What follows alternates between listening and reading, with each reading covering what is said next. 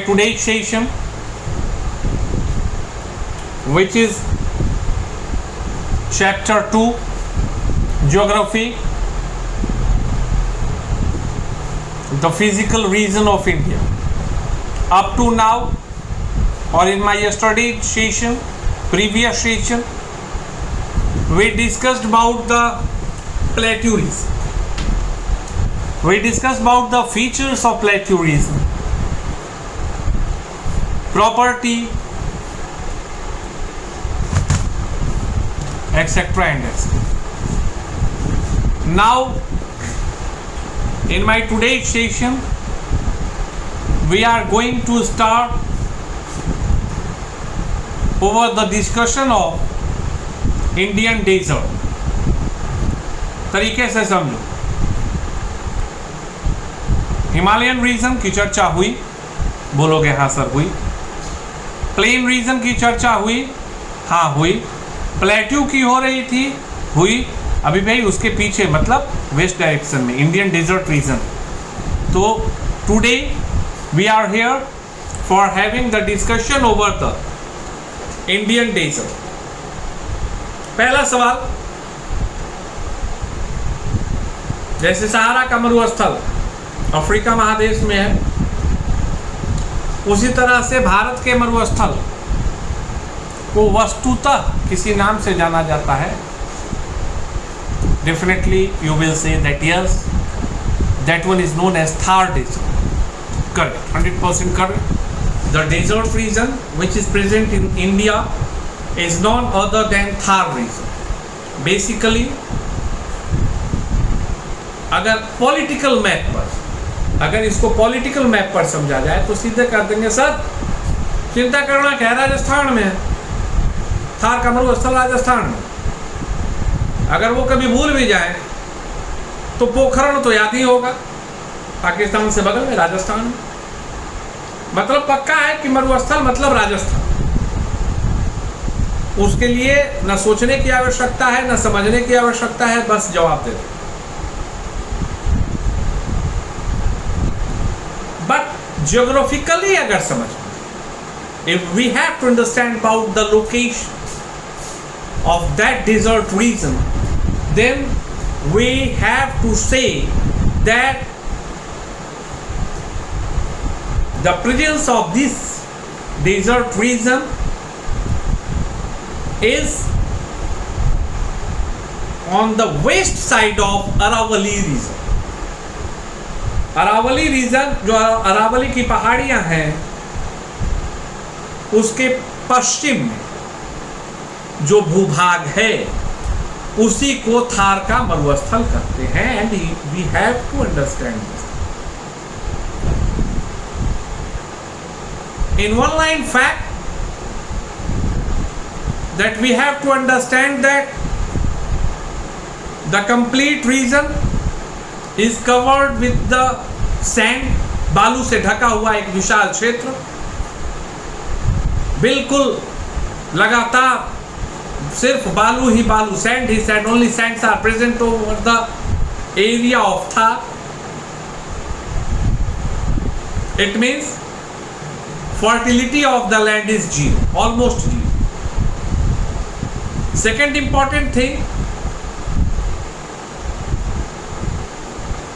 in this region, in Thar desert region, in complete year, in 1 year, the total rainfall is only 150 mm. In this area, the total rainfall is only 150 mm.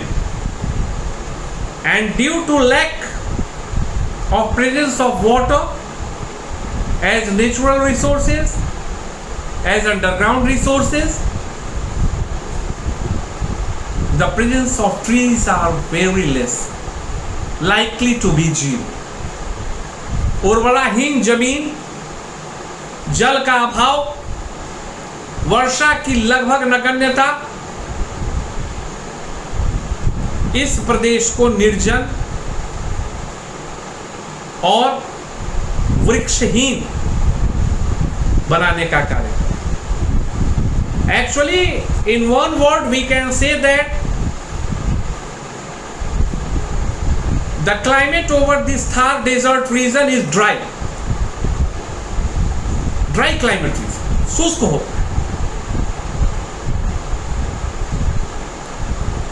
जो कुछ जल की का प्रवाह दिखेगा, whatever some flows of water which we will see, only such kind of incident takes place in the rainy season. जब वर्षा होगी उसी वक्त अगर कुछ पानी का प्रवाह आपको बहते हुए दिखे तब दिखेगा, अदरवाइज नहीं.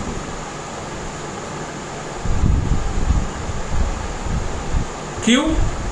बिकॉज उसके बाद बालू ही बालू है, पानी है नहीं. जो कम है वो बालू में अवशोषित हो जाता है, वो नहीं. And due to that no even a single river in the Thar region is found which ends into the ocean or any other seas. वहां से होकर कोई वैसी नदी नहीं बहती है जो अपना अंत किसी सागर अथवा महासागर में जाके करे. चूंकि जल का अभाव है, जो थोड़ा बहुत रहेगा वो बालू में अवशोषित हो जाएगा. तो सामान्यतः हमें मानकर चलना है कि भाई जल तो वहां मिलना ही नहीं, जल की वहां कोई संबंध नहीं. और structure which is in the form of half moon is known as Barkan, and that structure found on the surface of Thar region a lot. If you want to see the structure of Barkan, then you can visit Jaisalmer. Jaisalmer is a place in which you can see the region of Barkan. You have to keep it in your mind that the people, those who are living in the Thar desert area, ultimately they have to face a problem for crop production. They don't have too much facility for drinking water, and due to that, in picture number 2.7 NCERT Geography, you can see that to give you a little bit concept, a picture is present in your textbook which shows that the ladies are having pots on their head and they are moving continuously for the looking of water. यह इस चीज को बताता है बाबू कि जीवन, मरुस्थल का जीवन कितना जटिल है. यह इस चीज को बताता है कि कितनी परेशानी वाली जिंदगी. And one more thing, whatever is not present in your textbook, that due to only presence of sand in this region, what is happening, you know, that in the daytime the temperature increases too much high. दिन में तापमान बहुत बहुत ज़्यादा हो जाता है और रात में तापमान घटता है, क्योंकि बालू ठंडा होता है, तेजी से ठंडा होता है. एंड इसके लिए जो एक टर्म है वो तुम यह समझो कि डेजर्ट रीजन में जो वेरिएशन ऑफ टेम्परेचर होता है, जो टेम्परेचर का रेंज होता है मिनिमम और मैक्सिमम, वो रिमेनिंग जगहों से सबसे ज़्यादा होता है. भारत में सबसे ज़्यादा जो टेम्परेचर वेरिएशन का रेंज होता है मेरे हिसाब से वो डेजर्ट रीजन में ही. क्यों होता है उसके लिए कॉन्सेप्ट मैंने बताया कि भाई this one is the concept behind this. Now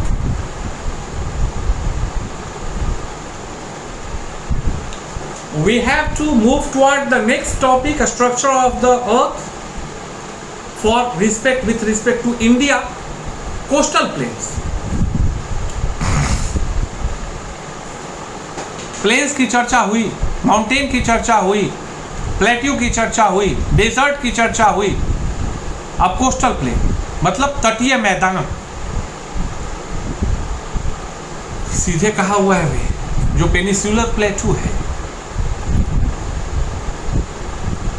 waste side Arabian sea, east side bay of Bengal है. तो वस्तुतः जो पश्चिमी तट है बोलोगे है, और पेनिसुलर प्लेट का मैंने पश्चिम क्या बताया था, वेस्टर्न घाट रीजन, मैंने बताया था ना वेस्टर्न घाट रीजन, और उसी तरह से पूर्व में बताया था ईस्टर्न घाट रीजन। तो the region, the narrow region in between the coastal areas of Arabian sea and western Ghat region is none other than western plain region. Western coastal plain region वही है, पश्चिमी घाट जो मैदानी इलाका है, पश्चिमी मैदानी समुद्री मैदानी इलाका वही है, समुद्र का किनारा और उस पश्चिमी घाट का किनारा, उसके बीच का जगह जो है मैदानी इलाका, उसको जो है हम लोग वेस्ट साइड कोस्टल रीजन समझेंगे, प्लेन रीजन। और उसी तरह से eastern Ghat, eastern coastal line, the area in between them is going to be considered as eastern coastal plain region. एक लाइन में तुमको याद रखना है। नैरो रीजन दोनों तरफ संकीर्ण जगह, समुद्र के किनारे से लेके पश्चिमी घाट के बीच में पश्चिमी घाट मैदानी इलाका, और पूर्वी घाट और समुद्र के इलाके मतलब बे ऑफ बंगाल के बीच के इलाके को, मैदानी इलाके को पूर्वी समुद्री मैदानी इलाका कहते हैं। वस्तुतः पश्चिमी तट, पश्चिमी घाट और अरब सागर के बीच में जो यह मैदान उपस्थित है, इसको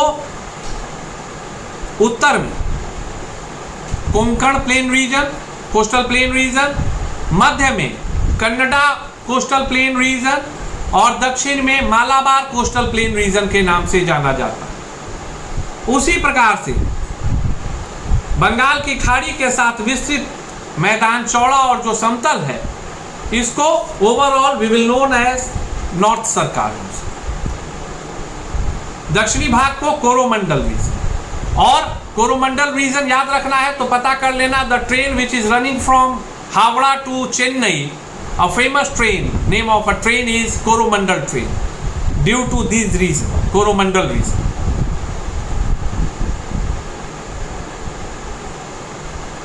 The big rivers present over the plateau region like Mahanadi, Godavari, Krishna and Kaveri forms deltas in these region only.